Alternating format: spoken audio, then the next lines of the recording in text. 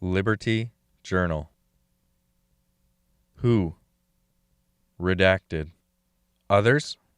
And the leader? What? Unknown. Where? Mathematics Department, Liberty College. When? Redacted. Why? Unknown. How? Transcribed from recording and observations. By Redacted.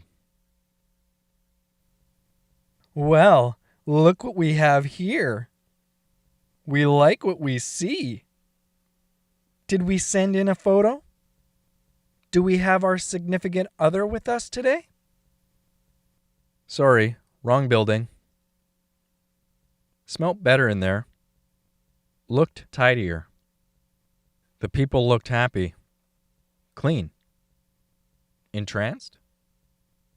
Did not recognize the two nude people working the front desk. The office doors were closed. Name tags on offices said, "We." Equations on the chalkboards were replaced with slogans. Couldn't read fast enough. Something about a ceremony. Looking for another entrance into the building. Service entrance open. No one around.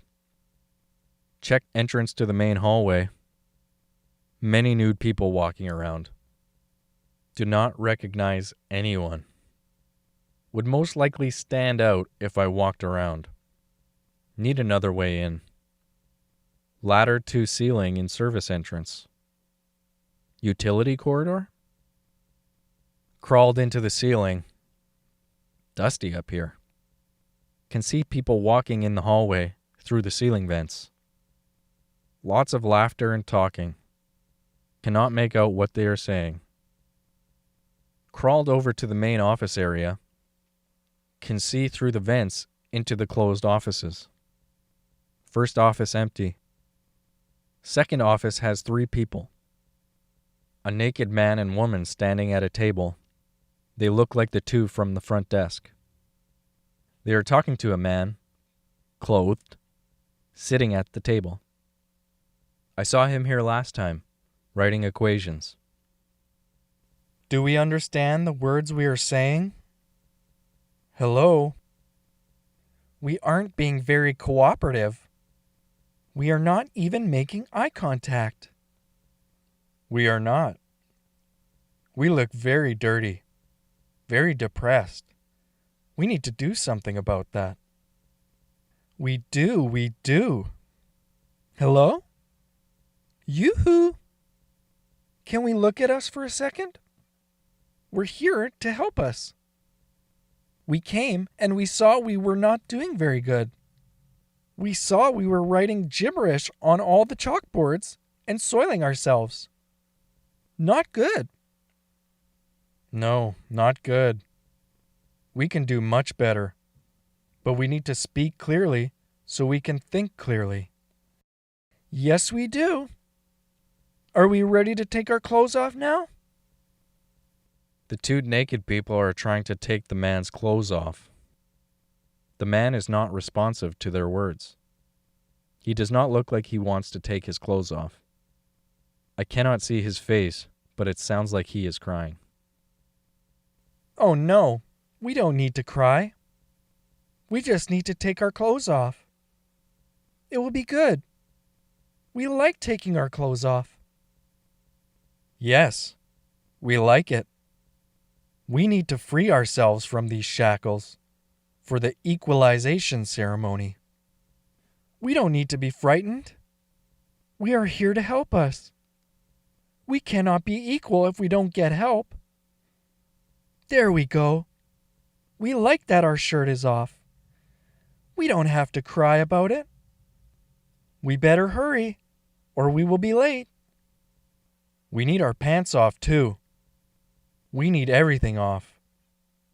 We cannot be equal if we have clothes on. Equality is not something to cry about. Equality is something to be happy about. The ceremony will help us see. Everything will make much more sense after the ceremony. The naked people have stripped the clothed man and are picking him up out of his chair by each arm. They are trying to walk him out of the office, but he is not moving his legs. They are trying to lift him up off the floor under his arms. They are dragging him out of the office. Crawling above the main hallway. Looks like they are taking him to the classroom at the other end of the hall. There is no one else walking in the hallway anymore. Above the classroom, and can see in through the air vents. Must have taken all the furniture out. Slogans written on the chalkboards, but cannot make them out. Must be about 40 naked people, all standing quietly and facing the front of the room.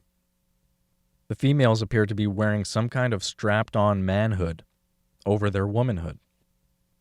I can see the stripped man in the front row of the room. The naked woman from before is still holding him up. She is also now wearing manhood as well. The stripped man appears to be crying still. Cannot see what is happening at the front of the room. Changed position. Chalkboard at the front of the room reads, "We Liberty Equalization Ceremony," in large letters. Smaller phrases read, "We can do anything. Together we are strongest. We love we. Equality or bust." Someone has just entered the door to the classroom, and two others are following behind. One looks to be operating a video camera, and the other is holding a large microphone. Everyone is cheering and clapping. They are walking to the front of the room. The leader guy looks to have a large strap on. Actually, possibly just an authentic, fully functioning manhood. Something peculiar about his eyes, but cannot make it out. Well, well, well. Look what we have here. We have never seen anything so beautiful in all our lives. In a world so divided and unequal, this is truly a sight to behold. We are so excited, as we can see. He is pointing at his manhood. Everyone is laughing and clapping, except for the stripped man. We have a tough mission on our hands. Some of us are in real trouble. Big trouble. Some of us are so far gone, we aren't even speaking our language anymore. Some of us have become so unequal, so divided. It's not just tearing us apart, it's tearing the whole world apart. What can we do?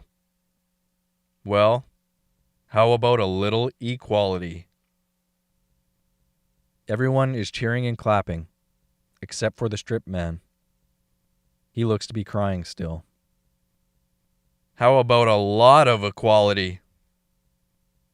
He's pointing at his manhood again. Everyone is cheering and clapping. How about we do our part, here and now, to unite the world? The world cannot save the world. We must save the world. And we are going to save the world, one ceremony at a time. Because we have everything to lose and everything to gain.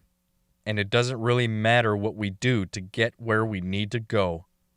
We need to do it together, on equal footing, on equal foundations, to the equal promised land, where we can truly have it all. Cheering and clapping. There's no question. There's no better way to build off an equal foundation than through an equalization ceremony. We could not possibly be more united, more together, more equal than we will be here today. For some of us, today will be the single most sacred and profound experience of our lives. Some of us are so familiar with the ins and outs of the ceremony that it has almost become second nature. One day, equality will be the first nature of the world. And it will have been because of the very ceremony we are having here today. Are we ready? He is pointing at his manhood again. Everyone is cheering and clapping. We shall start as we always do, in the most gentlemanly fashion possible. Ladies first. It appears everyone was paired off, man and woman.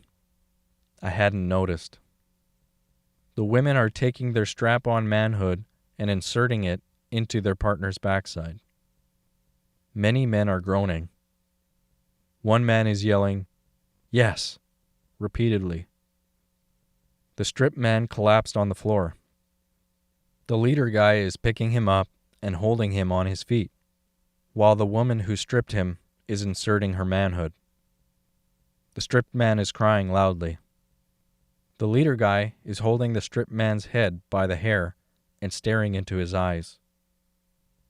We are so glad we are here. We have been lost for so long. Come back to us. Feel us inside you. We have always been there. Feel us.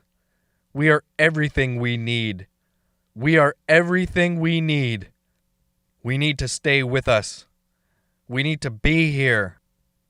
We need to talk. We need to speak the same language. It's starting to smell really funny in here. I want to help the strip man. He doesn't want to be here. I don't want to be here either. Seen enough. What do I do? Okay, it's only fair. We need to switch. We need a taste of our own medicine. The men are now taking their actual manhood and inserting it in their partner's backside. There are a few men struggling to function, but most appear to be able. The stripped man has collapsed again, and his manhood is not functioning. The leader guy is picking the man up again and looks to be trying to insert his manhood into him. I need to help the stripped man, but I don't know what to do. It's at this point that I had to recollect and make notes after the fact. I had started to take action and heard a faint cracking sound in the ceiling material, which proceeded to abruptly give way underneath me. The last moment I have in my mind is quite vivid, falling right on top of the leader guy as he was handling the strip man. When I finally came to, I was seated in the chair in the office that the stripped man had been in when I first arrived, and the same nude man and woman were standing in front of me. Well, look what we have here. We still have the wrong building? We don't think so. No, we think we are right where we need to be. Yes, we are. We took quite a tumble. Are we feeling okay? I only looked at them for a brief moment.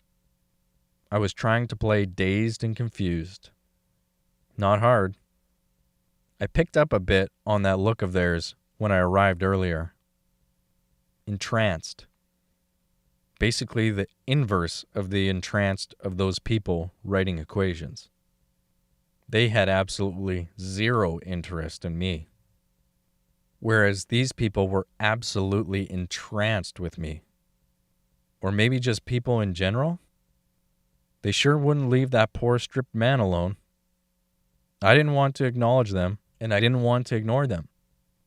Either way, I felt like they would make me do stuff I didn't want to do. I didn't really know what I wanted to do. I kind of wanted to make sure the stripped man was okay.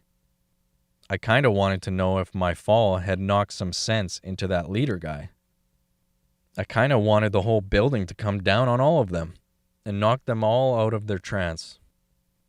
And I kind of just wanted to go to sleep and forget it all happened. I don't even know why I went there in the first place. Why am I doing these things? I don't even know why I'm doing them.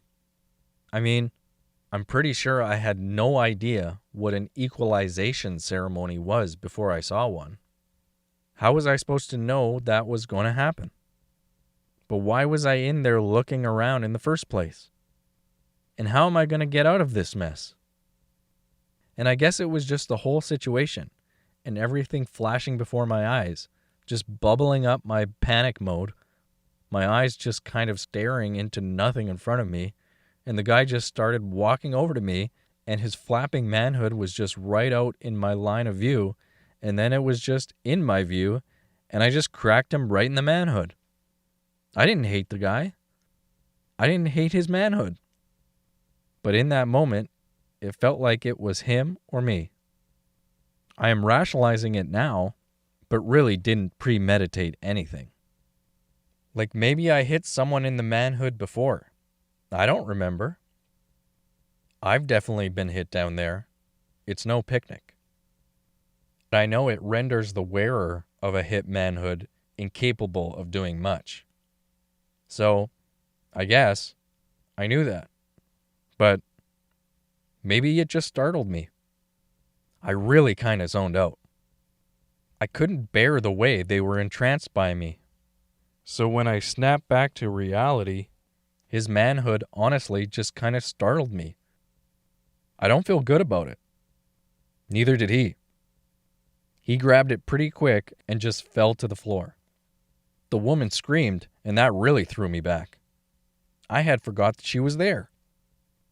So I fall backwards on the chair and nearly crack my head on the shelf behind me. She runs out of the room, probably going for help. I grab my things and I'm headed straight for the door. I get to the hallway and there's no one there. And I just get this feeling.